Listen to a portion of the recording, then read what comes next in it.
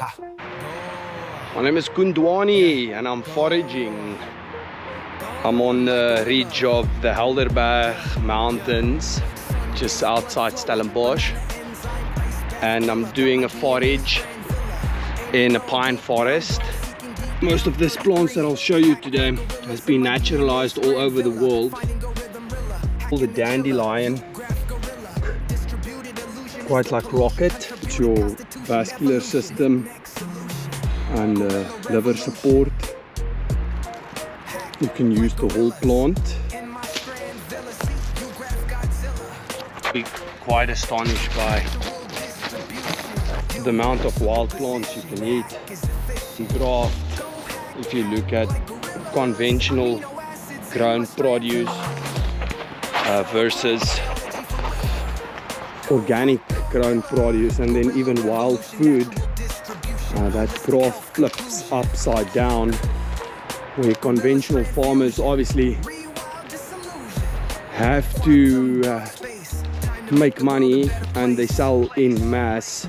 So for them it's all about the tons they can produce per hectare, but sometimes nutrition of the plant, especially, you know, living the easy life, there's consequences to it, and the plant is just doesn't activate that immune system and building resilience, and that phytochemicals that the plant actually produce to survive is very good for you. But everybody knows it's all clover, and I also found some pine ring. Pine ring grows under, it should be hollow there. Pine ring will grow on decomposed pine, so dead pieces of pine or in the mulch. Milk saffron, very lekker mushroom to eat. There's more of them. Beautiful. Can have a lot of mushroom today. Look at all these babies.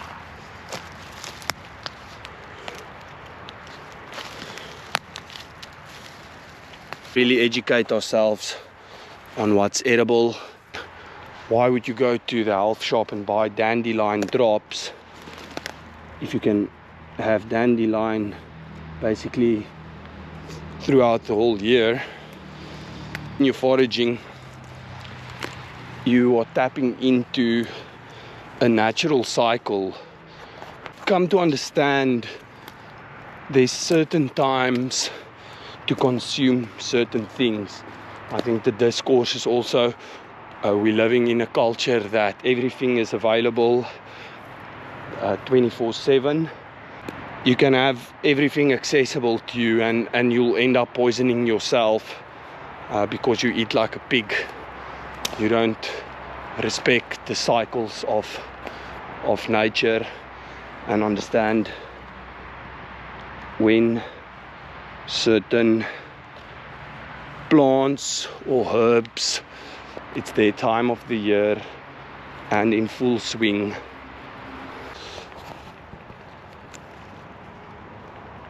It's so super tranquil, like a stress reliever in itself just to be out here. Certain environmental factors and conditions will stimulate certain mycelium spores. In the Western Cape we get winter rain, and then if there's a patch in the low pressure systems, a few days of a bit of light, there's just kilos and kilos all around. This is a lot of mushroom food. There's more salad for me. The young leaves, when they're still in vegetative state, the leaves are more nice to consume, and then the older it gets, you can still consume a plant, but it will start producing chemicals to protect the vegetative state, and will start stimulating flower flower production, going to the next cycle of his life. Clover flowers are very delicate. They will close through the evening, and then as the day warms up, they'll start opening. Nice wild mix. The gut's very interesting thing, and the more you diversify it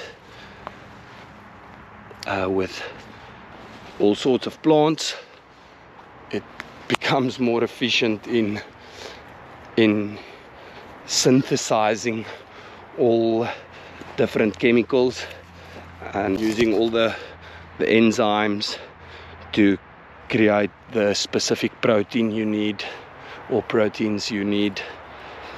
There's a nice sun patch, and you can see the clover flowers. This is the, I wouldn't say fighting, but in a sense we all as a species are fighting this in our lives. It's in our children's lives. I'm at the point where the things I do are more powerful than the things I don't. Still, you have to know yes and no, both is equally important, but to focus on rather the things I can do works better for me.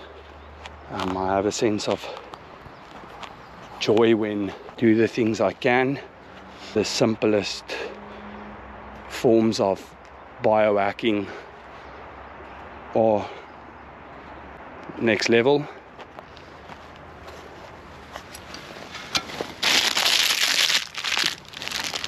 And it's accessible to everybody. I think this chips goes for one South African rand now. There's also a perception that eating healthy is more expensive than eating processed food. I think that's the general consensus, and I know it's not true, and it gives me a lot of hope for our species and the future.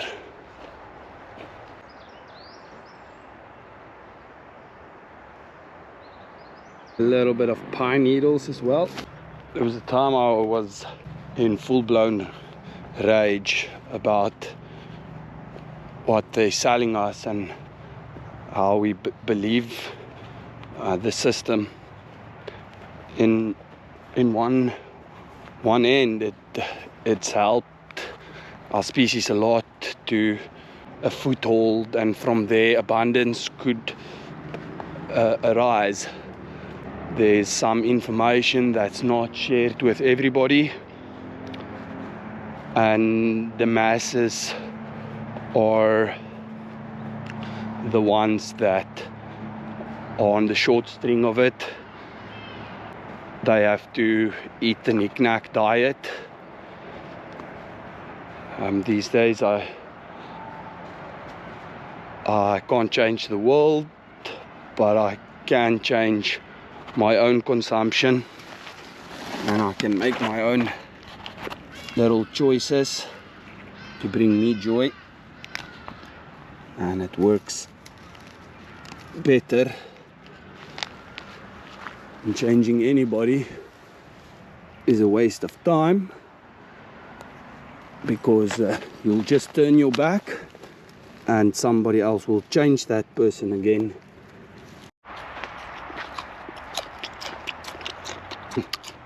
Lekker tangy. Baie nice. Get out, guys. There's so much medicine around you, and if you start to see it,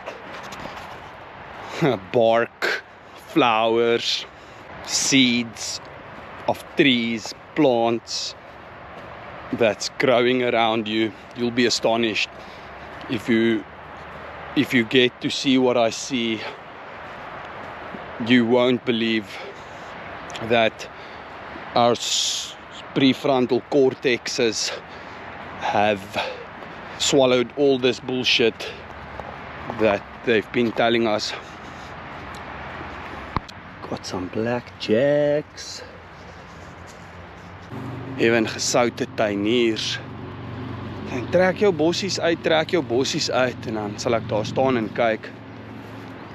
Min wetend is hulle besig om die goed wat die grond en hulle self gesond kan maak, heeltyd uit te trek. En dit stimuleer net weer die bossies om uit te kom. En nature gaan nie ophou nie. Cape gooseberry gevind.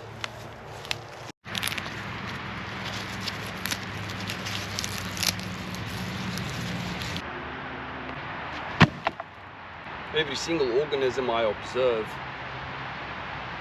and the waste they leave behind from a holistic point of view really sustains life. I feel we would tell ourselves that our consciousness, as if we're the only species that have consciousness, are the stewards of nature. I don't see that in the actions we take. I think working to a circular economy at this point is very important, and it comes down to a value system. You get things, you buy things, not even for yourself anymore. So other people can perceive you as valuable, because you can't perceive the present moment as valuable enough. Wednesday should jump to Friday. September should jump to December. This life should jump to heaven. And on we go. The present moment is not enough for us. And ask yourself why. Gorilla Wild Enterprises they supply you guys with wild formulated food that can help you reconnect, get some of your conditions dissolved. Wild Enterprises acronym is WE. We should be a we culture. That's heart medicine, yo.